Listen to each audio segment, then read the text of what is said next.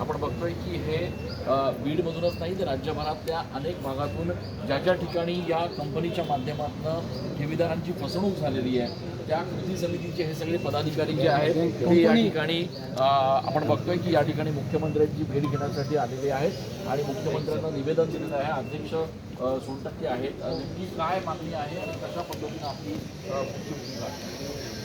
ज्ञानदाता multi-state हा बीड जिल्ह्यातलाच नाही तर पूर्ण महाराष्ट्रातला प्रश्न आहे आणि याच्यामध्ये 6.5 लाख ठेवीदारांचा प्रश्न आहे आणि याच्यात गोरगरीब जनते जे मोलमजुरी करणारे जे लोक आहेत यांच्यासुद्धा आणि पेन्शनर लोकांच्यासुद्धा ह्याच्यामध्ये पैसे अडकून पडलेच आहेत। ह्याच्यामध्ये 3-4 लोकांना संचालक लोकांना अटक आहे पण ह्याच्यावर योग्य ती कारवाई होत नाही आहे सध्याच्याला। त्या संदर्भात आम्ही मुख्यमंत्री साहेब इतर मंत्र्यांना आम्ही आज निवेदन देण्यासाठी इथं आलेलो आहे आणि आमच्यामध्ये आज शिर्डीमध्ये आमचे 5,000 ठेवीदार लोक एकत्र जमलेलो आहेत। तर आम्ही पक्षप्रवेशसुद्धा करायची इच्छा आहे आमची, कारण आमच्या ठेवी मिळवून आमचा आज उद्देशच आहे।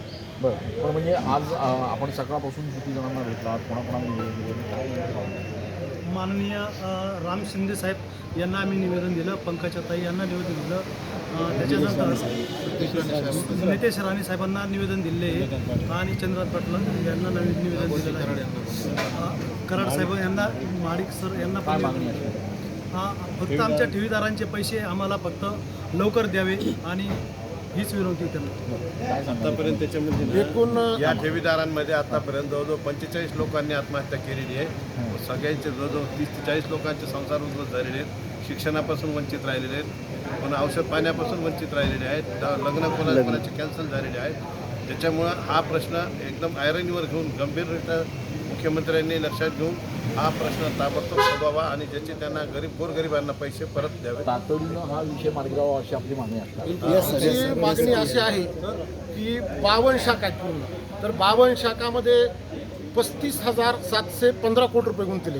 तर त्याच्यामध्ये शेतकरी वर्ग, मजुरी करणारापासून फार व्यापारी वर्गाला सगळे टोटल पेन्शन जर आहे, काही मेजर आहेत, काही डॉक्टर्स आहेत, काही शेतकरी आहेत, काही व्यापारी आहेत, पण अशी वाईट अवस्था आहे की ते 45 जणांनी आत्महत्या केल्या आणि आत्महत्या करून त्याचे कुठेचे सुद्धा हात आहेत मारायला, तळे तुड्या टाकल्यात, कुणी विषप्राशन केलेलं आहे, कुणाच्या मुलीचे लग्न रुकलेले आहेत, कुणाचे प्लॉटचे व्यवहार आहेत, कुणाचे व्यापार बंद पडले, तर आतोनात नुकसान झालेले 52 लोकांमध्ये। आपण बघतोय की हे सगळे ठेवीदार जे आहेत कृती समितीचे सगळे पदाधिकारी आहेत हे या ठिकाणी शिर्डीमध्ये आज दाखल झाले आहेत। शिर्डीमध्ये भाजपच्या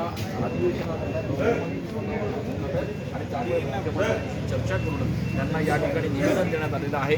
तातडीनं जे दोषी आहेत त्यांच्यावर तातडीनं कारवाई करावी, जप्ती त्यांच्या संपत्तीने त्यांना तातडीनं अटक करावी अशा पद्धतीची मागणी या सगळ्या कृती समितीच्या वतीनं करण्यात आली आहे। कॅमेरा पर्सन आकाश येवलेसह मी चंदन अधिकारी TV9 मराठी।